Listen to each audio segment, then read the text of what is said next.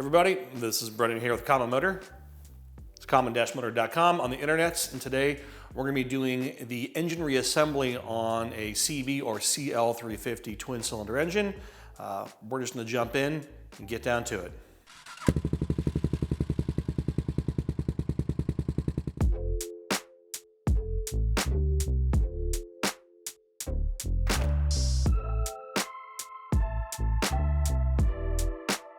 Okay, and we're at the stage of getting ready to prep the rings or check the rings to go on the pistons so we can start assembling the top end of the motor. I do want to note, so we're going back together with our original pistons came out of this motor. We have cleaned up the cylinder. We measured everything. It's always important to measure. People assume that things are worn out. You have to measure. This cylinder was well within service limit specs. So we honed it and surfaced it on the gasket surface here, and it's ready to go back together. With our pistons, we cleaned them up. We got the carbon off the crowns here, and we've cleaned all the carbon out of the ring lands or the ring grooves here where they go in, and that's really important for what we're about to do in just a few minutes. Another detail I want to point out on the piston here, while I have it out and about, obviously I label my pistons left and right. I want to make sure that same piston goes back in the same cylinder since they're used and we're using them over again.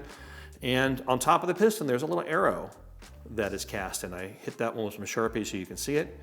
And that arrow indicates that it is pointing towards the front of the engine when you install it. If you're unsure about which direction the piston goes in, we have this, it's called a valve cutout here, or valve relief.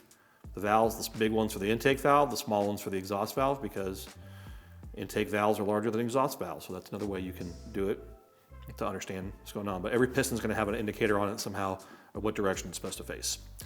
Well, let's actually fit the ring. So the first operation I'm going to do is I'm going to look at my top and second ring. I'll put my O-rings aside, and I'm going to see how much space there is, like the thickness of the ring to inside the ring grooves here. What can happen with a used piston is that if it's running a lot, the ring causes the groove to widen. And when it widens, then the rings move around too much and you don't get a good seal. So there is a proper amount of tolerance that the ring has to have in the groove. So the first thing I like to do is, this is my top ring, the silver one, is I'm just gonna take the ring and just kind of roll it around in the groove to see if there are any spots that catch or bind, or it runs nice and clean and free. You're usually good, but just want to make sure that's there. If there's carbon in there or there's a little burr, that can cause a problem with the rings, so that's fine. The next thing I'm going to do is check how much space I have between the ring and the groove, and it's going to be a pretty tiny amount. It's going to be somewhere between like 1 to like 2.5 thousandths of an inch, I think. Hold on here. My values. I wrote them down because I don't have them memorized. All right, my top clearance, and this is in the Honda manual, is a little bit over 1 thousandths. It's 1/1002, and my maximum value is almost 2.5. It's actually 2.4. So let's try it with my smallest feeler gauge, which is 1/1000 and a half. And I'm just going to get the feeler gauge in there between the ring and that groove there. And I can feel already that that's kind of snug in there, so the ring's not moving.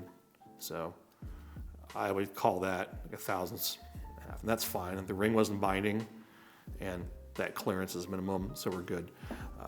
But it's always important to check on a used piston, because you could have a piston that's still within diameter specs, but the groove's worn out. I recently did a Trail 90 engine that had a worn out set of ring lands on the piston, stock bore, but piston was just kind of worn out.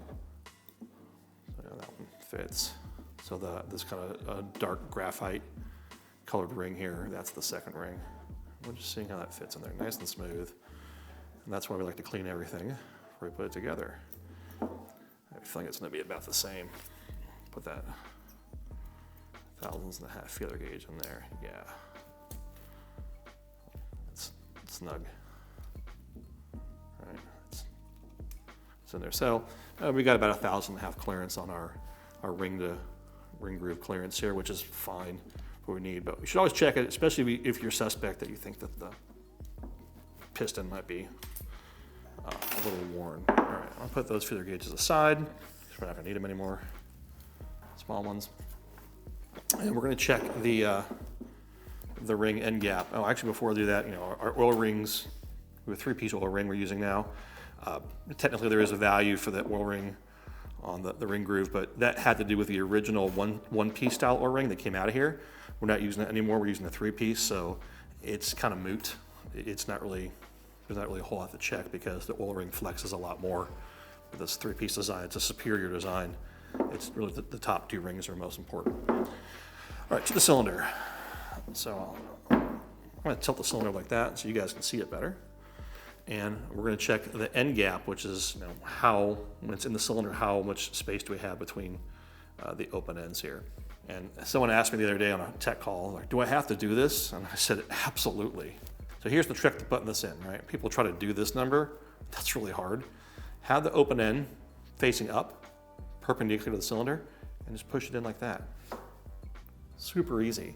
And then you can take it and rotate it. I'm gonna rotate it down where the gap is on the bottom side of the piston here, or bottom side of the cylinder, right? And right now the ring is not square to the cylinder. I know it's hard to get that. We're gonna use the piston to square the ring up. I'm gonna use the bottom part of the piston to kind of just push it down and square it up in the bore. And that part of the skirt is gonna touch where the end gap is. Put the piston in there. And I'm gonna just push it down. I'm gonna stop where that, see where that line is on the casting of the piston here? Just kind of about there. It's just a reference point, so we have them in about the same spot, and I'll just kind of turn the piston a few times just to make sure it's pretty square in there. And that's how we square the ring up really quick. All right, so our ring gap is gonna be between 8 thousandths and 16 thousandths, and so I have an 8 thousandths feeler gauge and a 16 thousandths, and as long as it's between this window here, it should be fine. Let's drop the 8 in first and see if that fits, you know, if it's too tight. Right there. And I can already feel like, yeah, there's a little bit of drag there, but it fits. Okay, I bet you this is gonna be about a 9 or 10 thousandths gap in there. Here's my 16, I don't think the 16 is gonna fit at all. Like, yeah, clearly doesn't fit between the gap there. So in that quick test, we're good. If you actually want to calculate the real gap, you could, you know, move up in feeler gauge just till you find that spot where it just binds, but again, it's not too loose, it's not too tight. That ring is okay. Let's take it out. Just reach in real gently, twist it up with the end gap facing up, and then just gently pull the ring out. Done, it's that easy.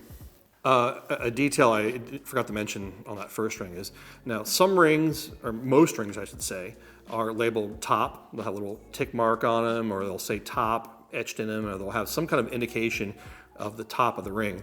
On our replacement rings for this 350, we spec a symmetrical ring, so there is no top and bottom. They're the same either way. It's a square cut ring, but there are other ring designs that indicate a top and bottom ring.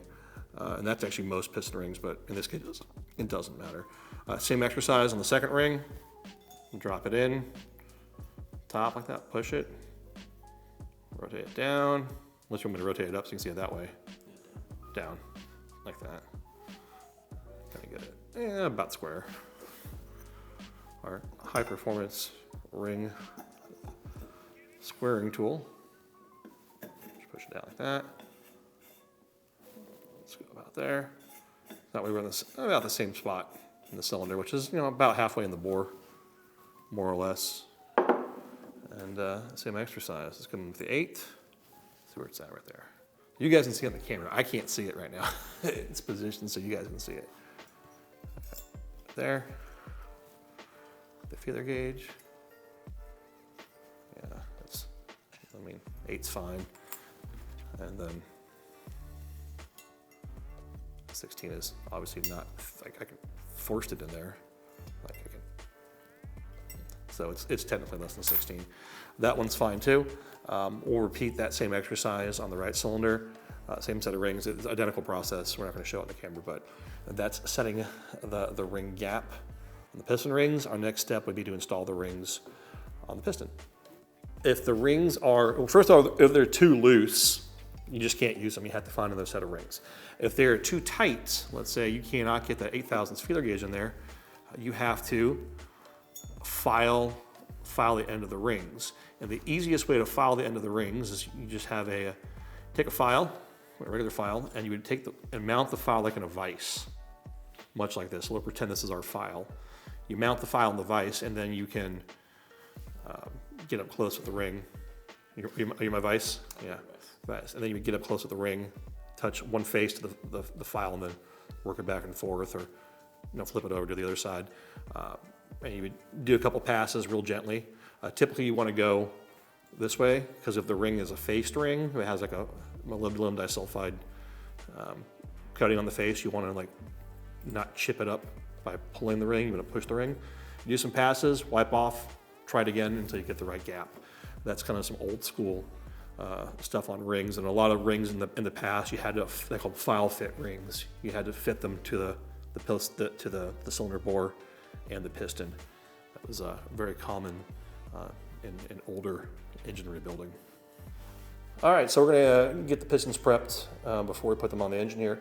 And the very first thing I'm gonna do before I put the rings on is I'm gonna prep the wrist pin clip. Now I have the pistons sitting here as if we were sitting in the engine. That would be the front of the engine. We'd be looking at it from the rear of the engine. Here is our arrows. They're pointing forward.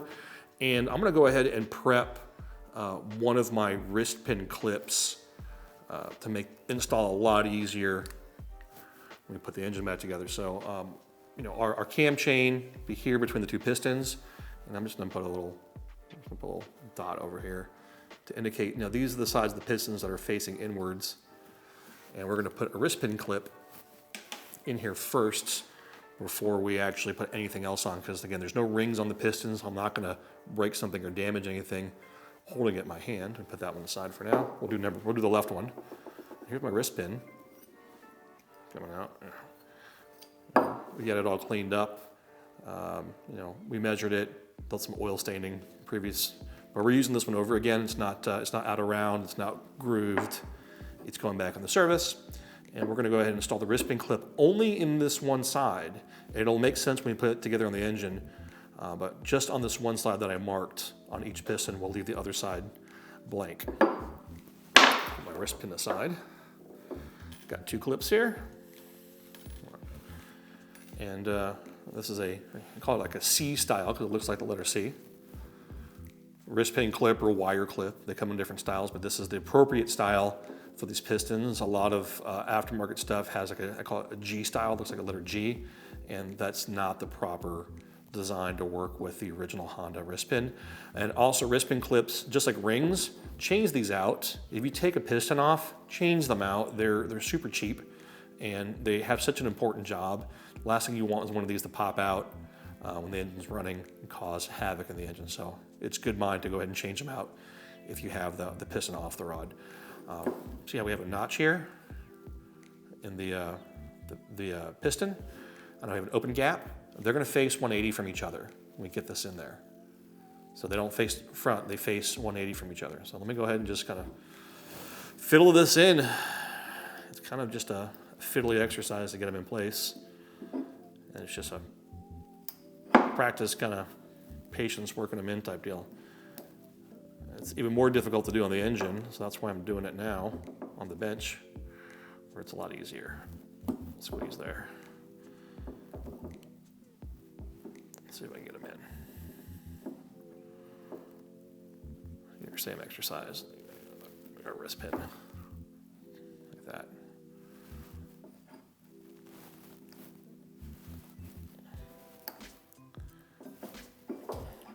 I'm using a screwdriver real gentle. Or I can use the wrist pin itself. Let's do that.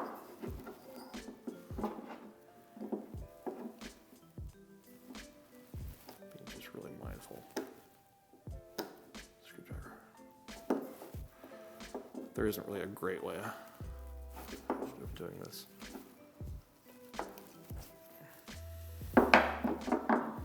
Pushing on the wrist pin. There we go. Clip. There it is. Our wrist pin clip clip is installed. It's in the groove. We can see it all the way around.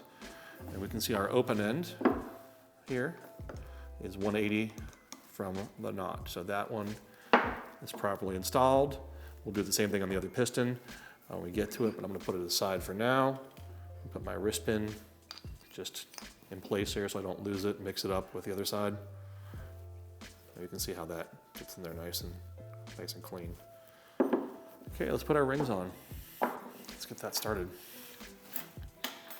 So all of our gaps are good, all of our clearances are good. Here's our oil ring pieces. Some people like to put the oil rings on first. I kind of put them on last because they're the easiest to put on. I'm going to start with the second ring, which is this kind of, I guess, a graphite kind of carbon colored ring here. And our rings are symmetrical that we have here for it, so it doesn't matter which side it goes on. But if you do have one that's marked with the top, you want to make sure that that top mark is pointing up. Just depends on the ring manufacturer.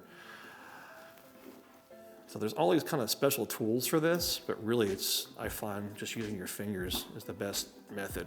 I'm just gently kind of squeezing it over the ring grooves there. Like, I find that the special tools tend to break more parts than fix problems. Another trick is this. I can take a feeler gauge here, like I have that 8/1000 feeler gauge, and I can get the feeler gauge between the ring there. I can kind of slide the ring down, put some pressure on it, and then just kind of work that feeler gauge around like that. This is another good technique, but we have to get the other end out as well.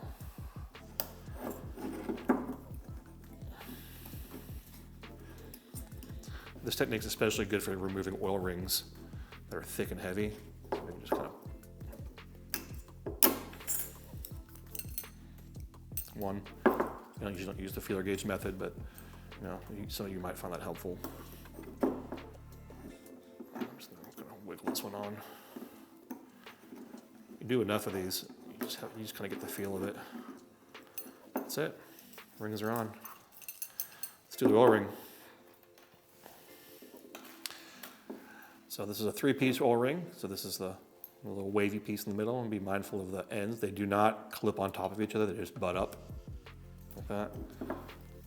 You can see how easy these go on like that. And then this is called the rail. You have an upper rail, so we're going to put it on the top of the wavy like this. And it sandwiches the wavy. And you can see these rings are really flexible. Right in place. And then we have the bottom rail, same idea. Just kind of spiral it on there. Like that. And so now the oil ring is kind of sandwiched, the wavy with the top and bottom rail, upper and top and second ring are in. That piston is ready to be installed in the engine. So we'll do the same thing with the right-hand piston, and then we'll get them put together. Ready to install our first piston. We're going to put the left one in first. And something I like to do, if you haven't noticed yet, is I'll write on the motor so I can remember things. Because sometimes we change position and orientation, and we forget. So don't be afraid to use a Sharpie to write on things. There's my arrow to indicate the front of the motor, and this is our left side because I have the engine facing in front of me. So I'll just put an L right here. I'll do the same on the right, but just so you guys can see on the camera, we have our left piston, we have our arrow. It's going to go on facing towards me right now. Okay, rod's ready. I'm going to take a little bit of my assembly lubricant. You can use oil, but I'm going to use the assembly lube because it's a little bit thicker. It's got a little bit more stickiness to it right there. And just put it right there on the inside of that connecting rod. Just like that. Take my piston. I have my wrist pin in here. I'm going to go ahead and pull my wrist pin out. Put it aside. Take my assembly lube and put a little bit in that wrist pin hole there. Let me get more on my Q-tip here. Like that. A little bit on that side right there.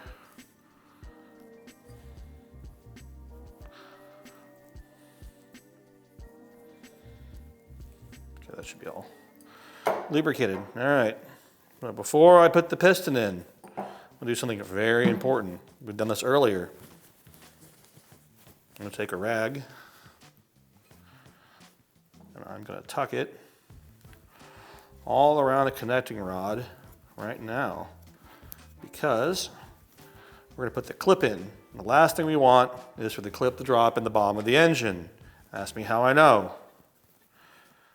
We'll avoid that. So a rag like that is our best friend to help minimize that chance of the clip falling in. All right, rod's up, piston facing the right way, arrow facing towards the front of the engine.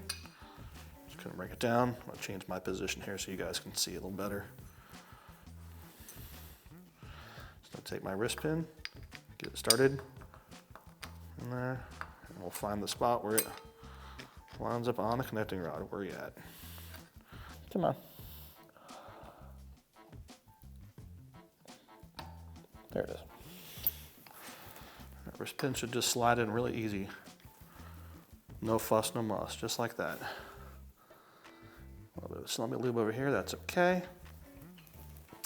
Now we get to install the other clip. You can see why I wanted to have the first clip on this side first, slide the pin in from the outside, make it a lot easier to deal with, and then all I have to put on is that outer clip there. Which, by the way, this is probably like one of the more tedious parts of doing the engine rebuild, so you gotta be very mindful in this step of the process here. Sometimes they pop in, sometimes the struggle is real.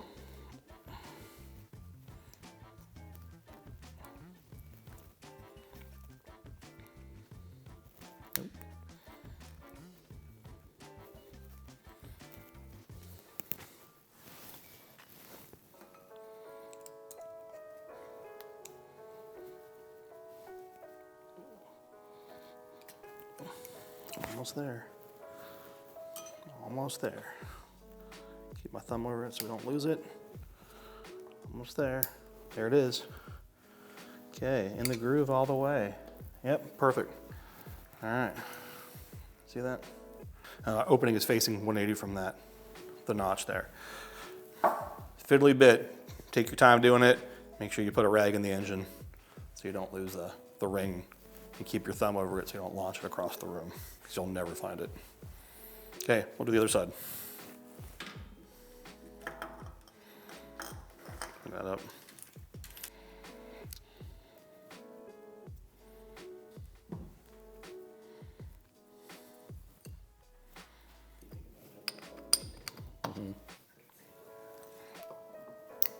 There we go.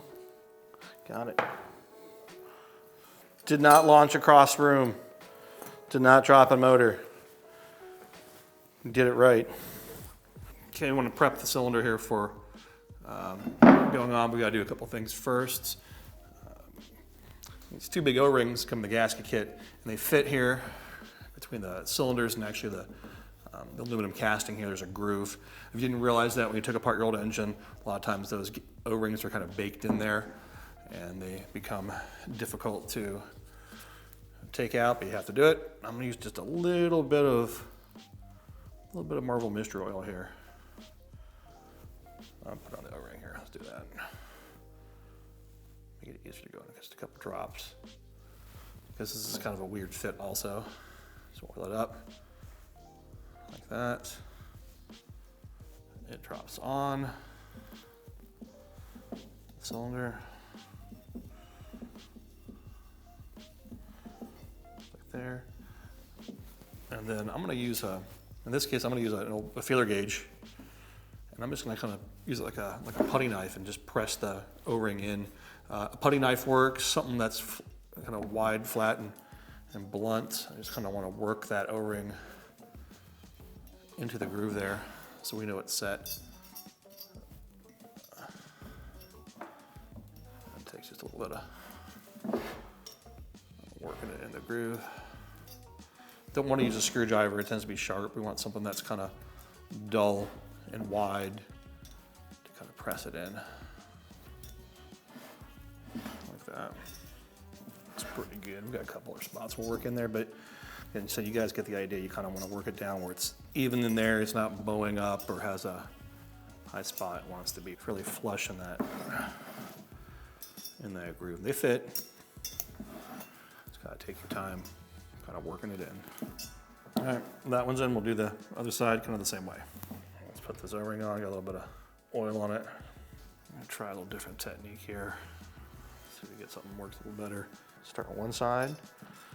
Get kind of going a little bit. Let's go 180.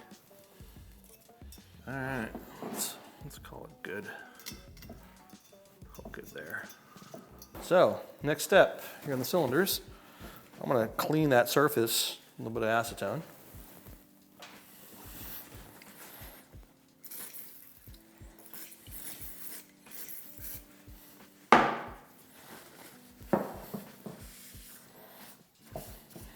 We got no oil or residue, anything like that. All right, I want to make a note about these two holes here. So this is the back of the cylinder with the tensioner would go.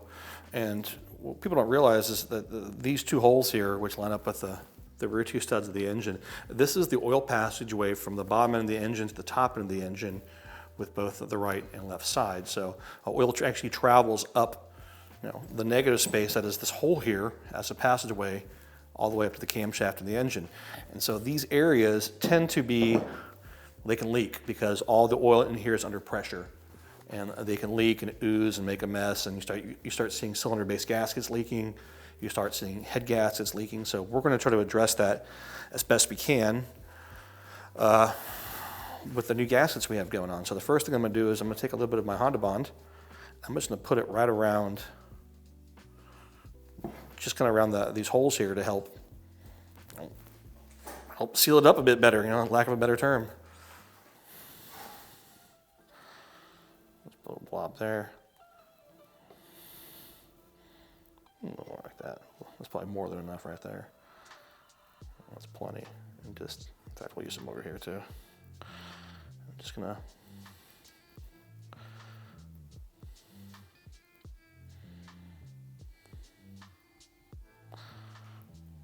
this is where I want to make sure we get a good seal. It's right under here. Now you can always put the gaskets on dry. I mean, that's fine. Your choice. I just like to make sure that I have the opportunity to try to seal this passage up now to prevent any oil leaks in the future.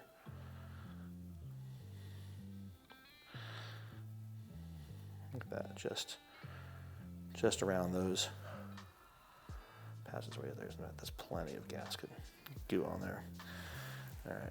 I'm going to use, you can go like that and drop the gasket on, would be fine. I'm going to use some other gaskets. So this is Gasket Cinch. It's one of my favorites to use. It's kind of like a glorified contact cement in a way. It goes on super thin. This is on some other old school stuff. You don't see it too much these days. And I'm just going to paint right here on the base of the cylinders. Just paint it on real thin. Trying to avoid the areas that have the Honda Bond on it. Would you like to say anything to people that are going to say the factory didn't use this? The factory didn't use this kind of stuff. That's fine. A factory is also building engines super fast and cranking them out the door. They sold you at the local Honda dealership, and honestly, they didn't care if it leaked or not. I mean, you want to put it on dry, put it on dry. I do this. This is my technique. You don't have to follow it. I just don't want to. I want to ensure we have maximum sealing. With that tack up real quick, I'm going to take my base gasket here, do the same thing. I'm going to paint just a real light coat of that gasket cinch on there. So it's like contact cement. It's like rubber cement.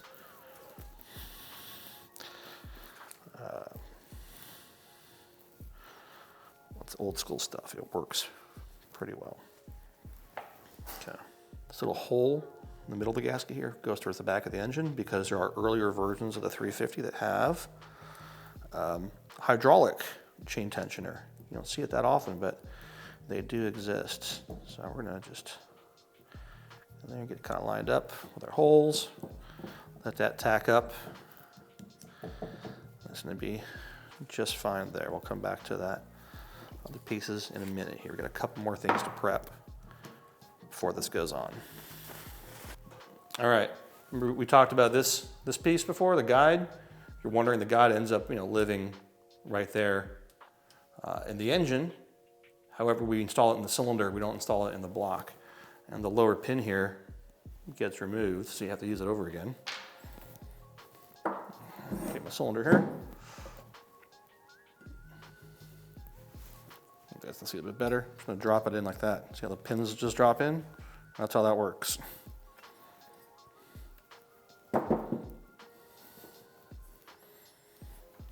Then our other pin just slides in like that, just kind of center it.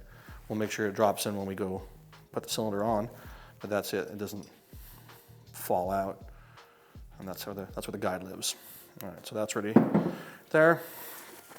Going over so close to putting this together. Oh, you can feel it. Before we do that, we have 2 dowel pins. They go on these front 2 cylinders here. With some of the bikes have this like little rubber piece here. It was something to do with production. I really don't know what it is. Some bikes don't have them. Engines don't have them. The early ones don't. Later ones I do. Whatever you know. You can see that they something to do with the dowels or alignment. I don't know. Vibration. I'm really not quite sure what their purpose was, but if they're missing, it's okay. The engine will run just fine without it because there is no oil in these. The oil's on these 2, not these.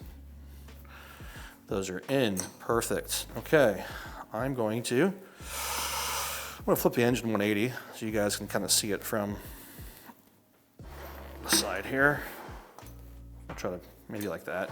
I want to point out the oil passageway here. There's a little tiny hole right there. That's where the oil comes up from the base, the stud. There's the same thing on the opposite side here. That's where that passageway for the oil is. I'm gonna go ahead and take a little bit of acetone and clean this gasket surface as well. Get it ready. In fact, we'll probably have to clean it again because once we get the pistons in the cylinders, we'll apply some of that gasket sealer to this area. So we'll just go ahead and give it a quick wipe. Okay, so here we are with this. So this is where we have another bunch of things all kind of happening at once with our cylinder. So I'm gonna take my cylinder right here, take just a little bit of motor oil. I'm gonna point out this detail here. See how we have this beveled edge here on the bottom of the cylinders? This is basically our ring compressor.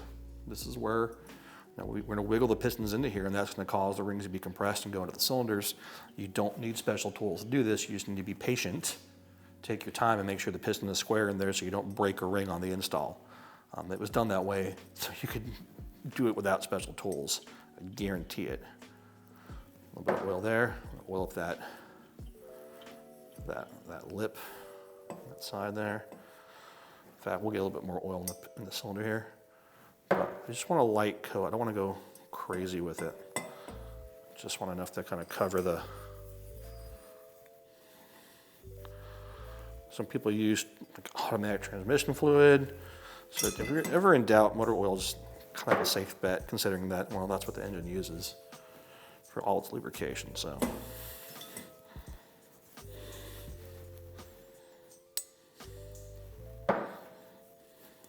Just a little oil on those pieces there, real lightly. I'm trying to make sure I don't touch the clean gasket with my oily finger.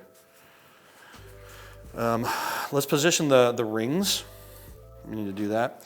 The rings have kind of an orientation to them. We don't want to just throw them on because we have the end gaps. We want to position the ring end gaps kind of like, at least in the top 2 rings, 180 from each other, and then on the 3-piece oil ring, 120 degrees from another on the opening. So on this one, I have the top ring gap in the front. I'm gonna rotate it. Second one to being in the back, about 180, something like that. You know, I didn't do this like when I had the pistons out because I knew we'd be fiddling with them. It always happens. Let's see what we can. Here's my end gap for my my spacer. See it there. Here's my top rail. My second bottom rail, I'm gonna put that one about there. So my end is about there. 180, about 180. All right, that one's good. Let me do the left side. I'm gonna come around the other side and do it.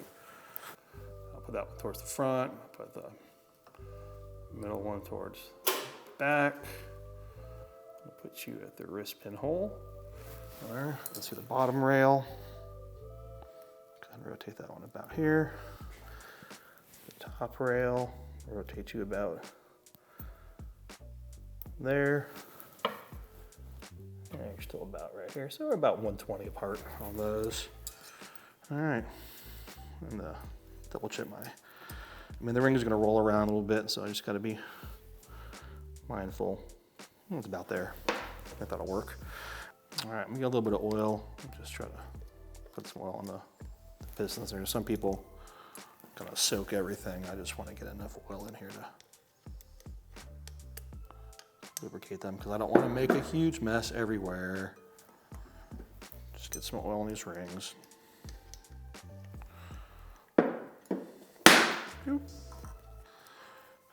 That. Double check my rings because they're moving around. See, it's just par for course, man. Like, you do the best you can. Trying to get things all ironed out and moved around and lubricated. And this is like the clutch moment I know people like stress out about. Right now they're like, oh my God, putting it together so hard. Because there's a lot of pieces you do have to take into account in the process here. So there we got oil on the base gasket or the base area, so we'll end up cleaning that up again. Take my tensioner, stand it up right there. All right, here we go. Drop my cylinder on, one of them holes, just like that. I like to hold the back here where that tensioner would go, so I can line up my piston. Nice and square, like that. And now it's gonna be an exercise of just kind of wiggling piston like that.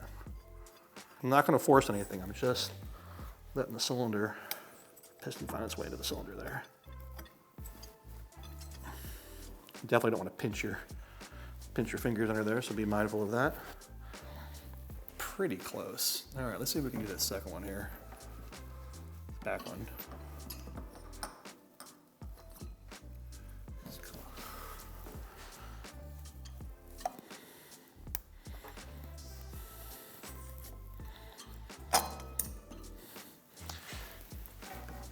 I'm looking at the piston, I'm trying to make sure that it's fairly straight in the cylinder, because if it's crooked one way, the rings aren't going to want to go in the straight.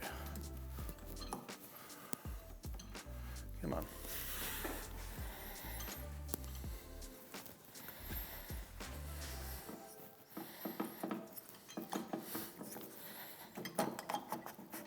There it is. I felt it kind of slide down. You see how far the cylinder's down on over the piston's looking at where the wrist pin is. So we're good. I didn't force it. You can feel it just slide on. You can see I didn't go crazy. The tensioner fell. Let's see if we can, nope. All right, tensioner, we're gonna try you again. Tensioner's in the middle now. Let's try that one more time.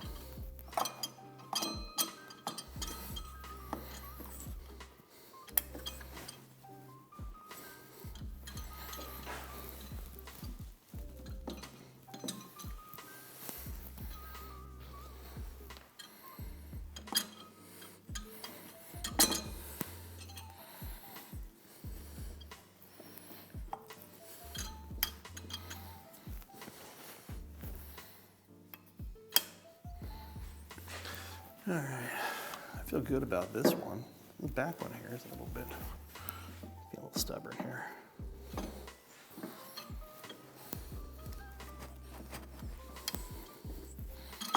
There it is, just like that. Again, like I'm wiggling, I'm feeling, not forcing. That's the key with doing any of this piston ring stuff. You try to pound it in or hit it hard, you can break a ring very easily. Plenty of lubrication. I'm gonna leave that right there. What's happening is the cylinder bores are sitting on the back of the casting here. I'm My tensioner is in place now, and now I can get in here and clean off this gasket surface, get it ready for the gasket sealer.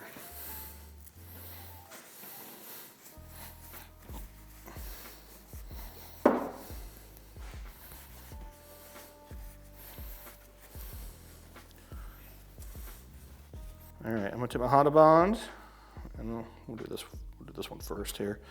I'm gonna go right around this area where that oil passage is. You see why I put the gasket up top, so it was out of the way during this process. Now I don't want to go nuts with this gasket sealer here. I just want a thin coat, and it's a little bit thick in some spots because I don't want any of it to squish into the oil passage area. It's really important. Kind of like that. Help seal it. And the same thing back here on this one.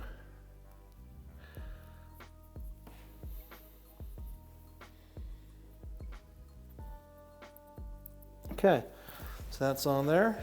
I'm also going to use a Q-tip. I'm going to put some gasket cinch on here. I can get as much as I can get on the base there. It's going to be a little bit tough because it's, you know, you can't see a whole lot. But we'll come in here with the gasket cinch and just put a coat on there. See if we can help, again, keep this gasket as sealed as possible.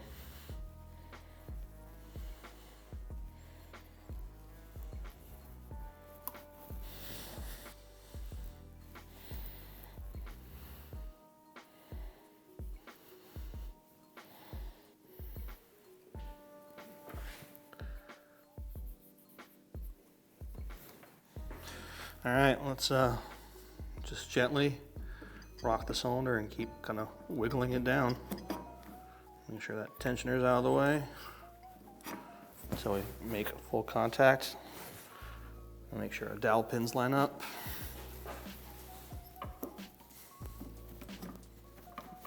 Dowel pins are lined up. Our nuts lining up. I should just wiggle on down. There it is, coming on down. That's it. That's in place, that's in place. That's basically it. We can do something real gentle if we want. I'm gonna use using the wooden handle of the hammer. It's really just gently kind of tapping it. Make sure it's seated, so I'm not hitting it really hard. Seat it down. Yeah, I mean, it's flush. It wasn't fighting me, like I wasn't. That's all good, that's what you want. If you're fighting it and it's not feeling right, something's up. So you gotta be aware of that. Okay, that is in place, our pistons are in place. Now it's important not to really rotate the engine right now until we get the head on, which will be our next step.